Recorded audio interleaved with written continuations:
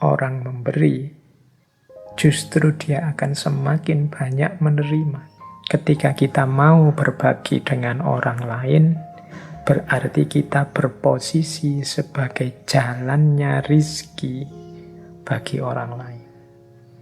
Semakin kita membuka diri untuk jadi jalannya rizki bagi orang lain, semakin Allah akan menitipkan rizki-rizkinya orang lain itu lewat kita.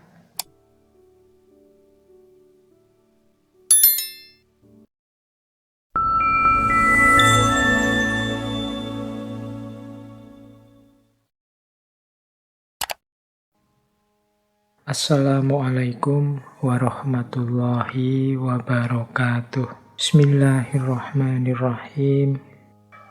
Kelompok pertama. Yang pertama adalah ada prinsip seperti ini. Dalam kebenaran ada setitik kesalahan, dan dalam kesalahan ada setitik kebenaran. Ini yang saya jelaskan tadi di gambar kolom yang putih yang ada titik hitam, di kolom yang hitam ada titik putih. Kebenaran-kebenaran yang kita yakini, wong kita itu manusia, pastinya juga tidak sempurna. Kesalahan-kesalahan yang kita lakukan ya tidak gelap total. Masih ada sedikit-sedikit, mungkin kita tidak sadar titik kebenaran. Teman-teman mungkin masih ingat cerita, misalnya begini untuk menerjemahkan prinsip ini. Masih ingat cerita tentang seorang, kalau bahasanya, perempuan nakal, perempuan yang pekerjaannya tunasusila, yang masuk surga hanya karena memberi minum seekor anjing yang kehausan. Itu kalau secara normatif pakai hukum moral sosial agama, perempuan ini kan perempuan dalam tanda petik ya, dalam wilayah yang hitam. Tapi ternyata dalam kehitaman hidupnya masih ada satu titik putih yang kecil, yaitu kasih sayangnya terhadap seekor anjing yang kehausan. Ternyata hanya dari satu titik putih yang kecil ini justru Allah ridho dan berkenan terhadap dirinya sehingga dia masuk surga karena itu. Berarti hitam tadi yang sangat luas terhapus oleh titik putih yang kecil. Jadi cerita wanita tunasusila yang masuk surga karena memberi minum seekor anjing yang kehausan. Sebaliknya juga begitu. Mungkin teman-teman pernah juga mendengar tentang kisah, ya meskipun kita sebut saja ini fiktif, kisah tentang seorang kiai yang masuk neraka hanya gara-gara selilit. Nah, ini kisah selilit. Selilit itu mungkin bagi yang tidak Jawa ya, selilit itu tusuk gigi. Kayu yang sangat kecil yang kita pakai untuk nyongkel sisa makanan dari gigi kita. Ini cerita selilit sang kiai ini kan, ya kiai ini mestinya orang putih.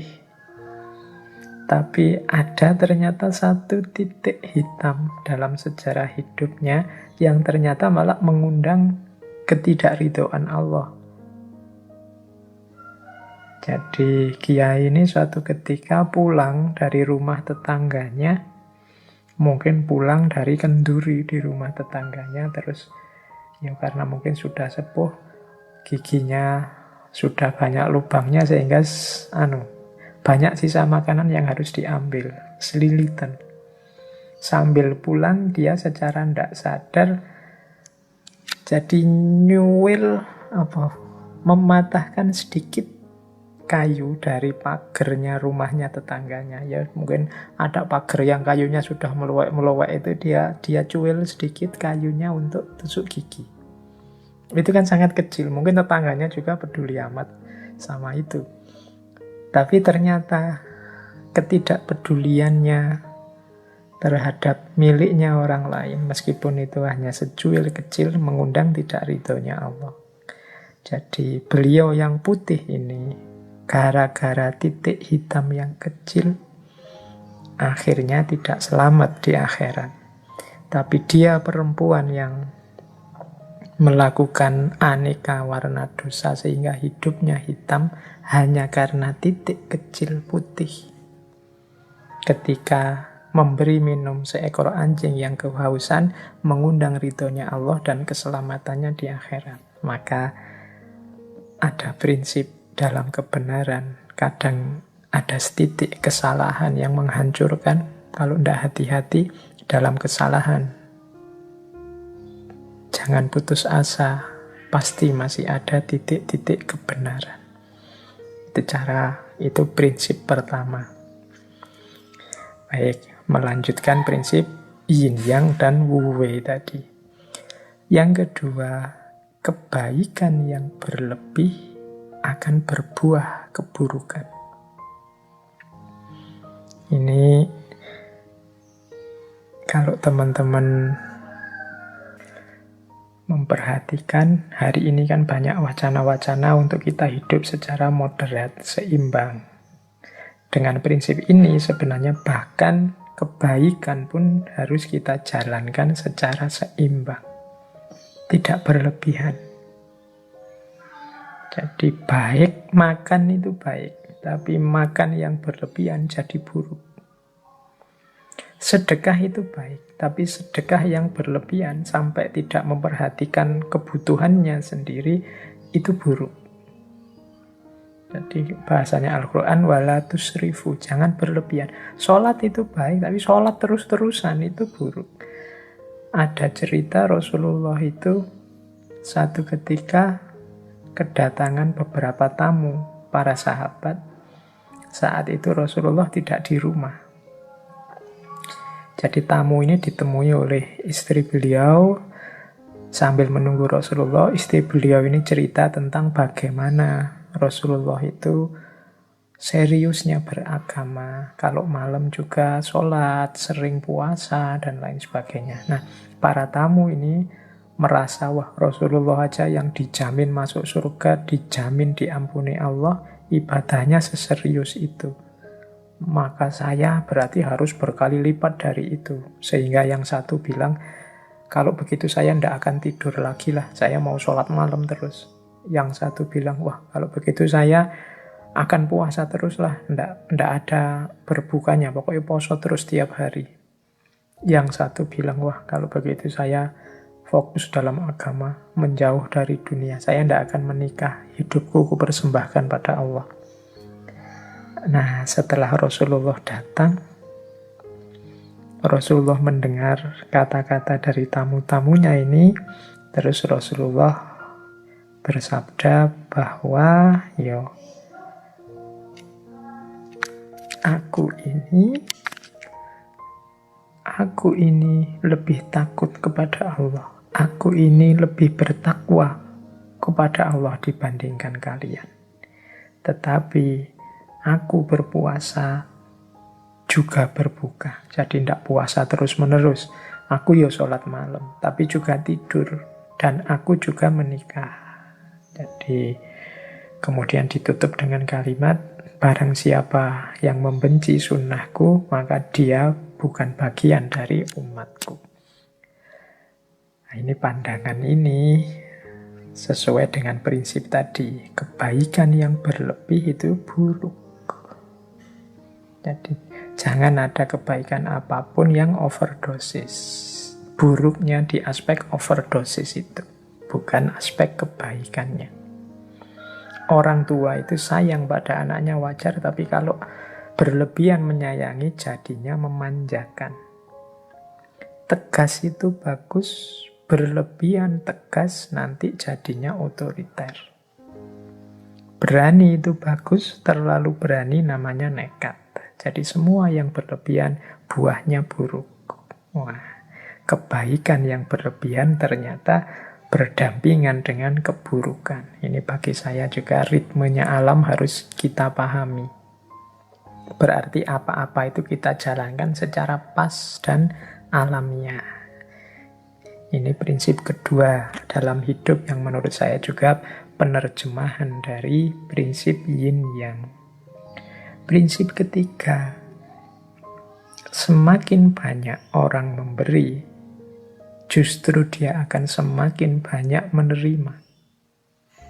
Kalau ini ya ilustrasinya mudahnya, mungkin teman-teman sering mendengarkan para ustadz, para kiai yang menceramahkan tentang justru orang-orang dermawan yang sering berbagi, bersedekah itu biasanya malah terus rezekinya tambah lancar, hidupnya tambah makmur. Dari mana? Kesediaannya berbagi.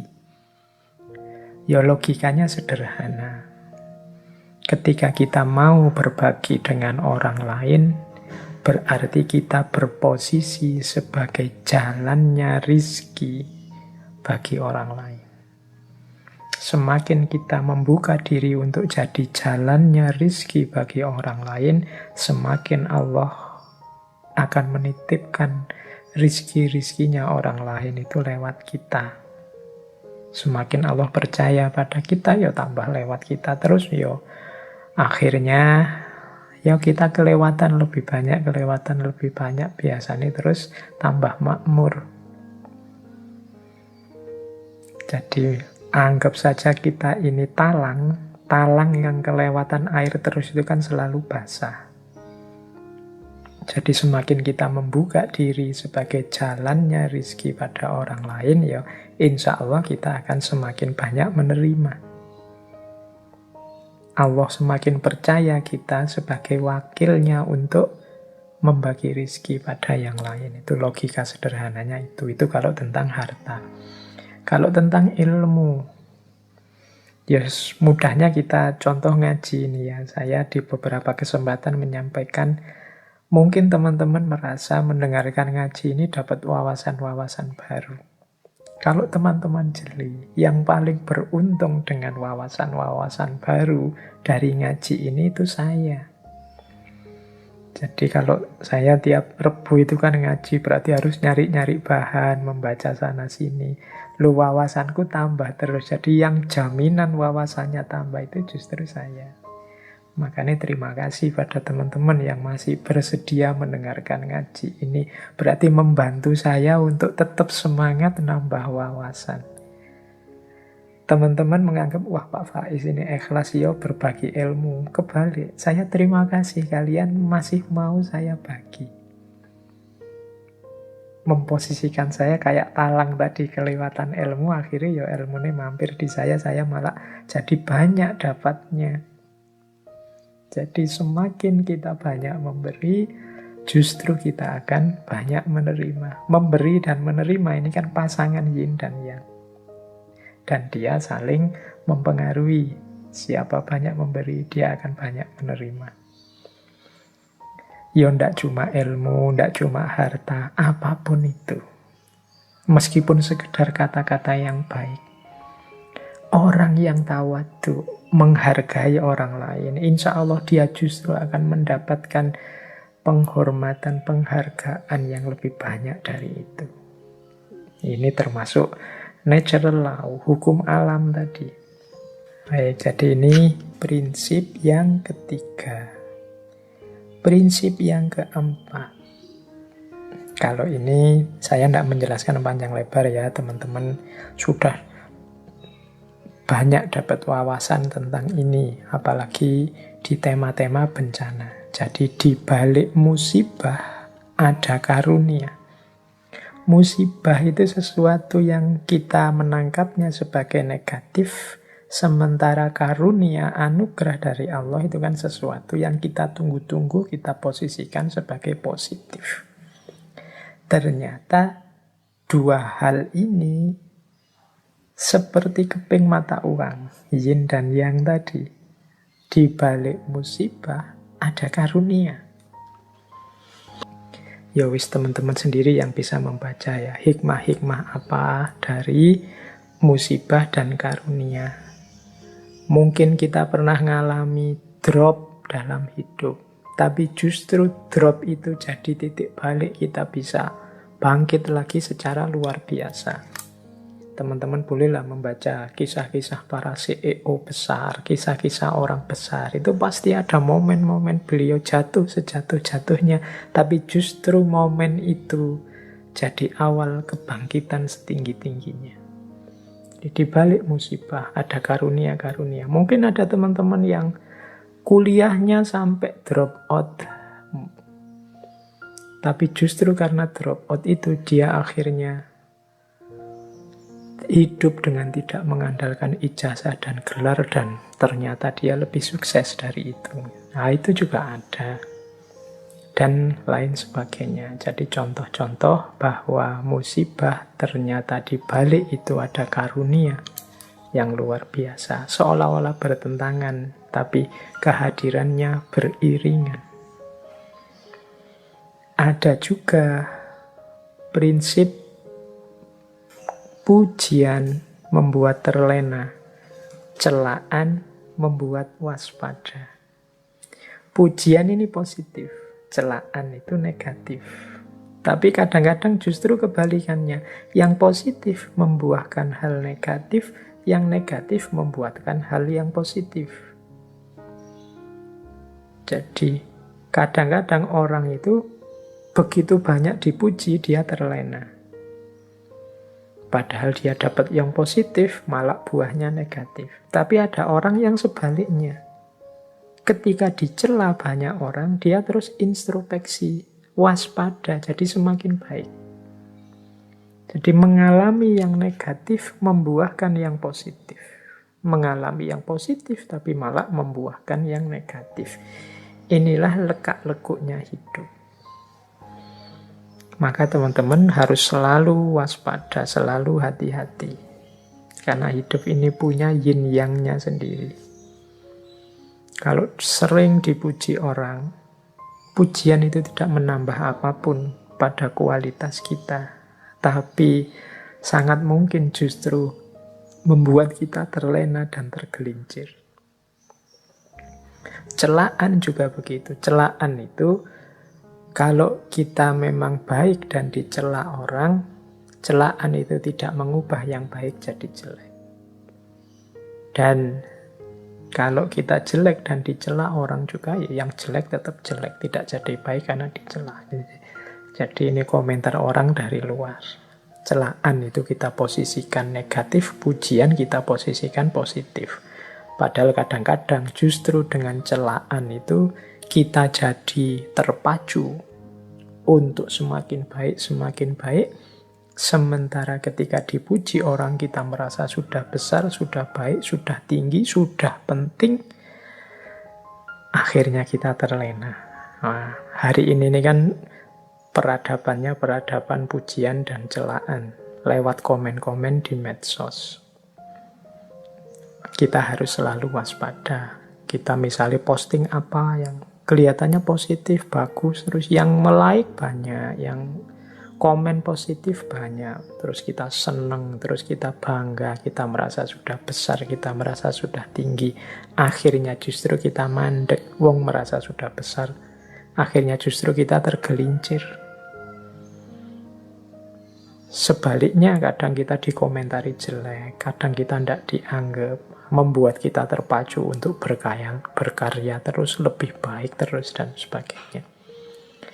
Maka penting kita hati-hati karena hidup ini ada yin, ada yang. Ada pasangan-pasangan positif dan negatif. Yang positif pujian, ternyata ada pasangan sebaliknya, keterlenaan, ketidakwaspadaan. Yang negatif celaan, ternyata ada pasangan sebaliknya, keterpacuan, semangat untuk lebih baik. Nah, terus ini ada quote selanjutnya dari paket wisdom yang pertama. Orang yang paling engkau cintai adalah yang juga mungkin memberikan sakit yang paling dalam kepadamu. Cinta itu kan sesuatu yang positif. Kita gandengkan dengan kebahagiaan, kenikmatan hidup. Lawannya cinta itu seringkali sakit hati atau patah hati. Ternyata dalam ritme hidup kita di dunia ini, justru orang yang paling kita cintai adalah orang yang punya potensi untuk memberikan sakit yang paling besar dalam hidup kita. Nah, ini sudah natural. Kalau kita cinta pada seseorang, kemudian dia membohongi kita, maka kebencian kita, kekecewaan kita berlipat dibandingkan kalau dibohongi orang yang tidak kita kenal atau orang yang kita anggap biasa-biasa saja. Jadi orang yang kita cintai itu sebenarnya orang yang membawa bibit sakit yang paling besar dibandingkan orang yang tidak kita cintai, orang yang kita anggap biasa-biasa saja. Jadi ini, terus berarti kita jangan mencintai, Pak. Ya bukan begitu, tetap saja mencintai, tapi sambil engkau ingat hukum alami, hukum kodrat di dunia ini, bahwa yang selalu jejer dengan yin. Jadi cinta dan patah hati, cinta dan sakit hati itu satu paket. Kalau orang yang mencintaimu, menyakitimu, itu kan rasa sakitmu jauh lebih dalam dibandingkan orang yang tidak kamu cintai, apalagi orang yang kamu benci. Kalau ada orang yang kamu benci terus mencacimu, menjelek-jelekkanmu, engkau kan biasa saja. Mungkin engkau bilang, alah peduli amat, biar aja, dia memang begitu, karena memang engkau sudah benci. Tapi kalau orang yang engkau cintai melakukan hal yang menyakitimu, kalian kan tidak bisa bilang, biasa saja. Tidak. Karena engkau cintai, maka sakitmu lebih dalam. Inilah yin yang. Makanya tadi, siap-siaplah menghadapi yin dan yang, pasangan-pasangan dalam hidup. Kalau kita ngerti rumusnya, mungkin sakitnya tidak sedalam itu. Oh iya sih, mengapa ya kok rasa sakitnya sedalam ini? Nah, jawabannya berarti mungkin karena memang aku benar-benar mencintainya. Cintaku memang sudah sangat dalam. Harusnya kalau teman-teman ingin ngukur sejauh mana cintanya seseorang padamu, itu ya bisa dilihat dari sejauh mana dia sakit, dia kecewa, dia patah kalau sudah tidak sama kamu lagi. Karena logika yin-yang-nya itu, orang yang paling engkau cintai adalah juga orang yang mungkin memberikan rasa sakit yang paling sakit dalam dirimu. Oke. Semoga nanti ada waktu ya kita membahas patah hati. Atau mungkin bulan depan saja ya kita membahas filsafat cinta, tapi dari sudut yang berbeda. Bukan indah-indahnya, tapi aspek kepatah hatiannya.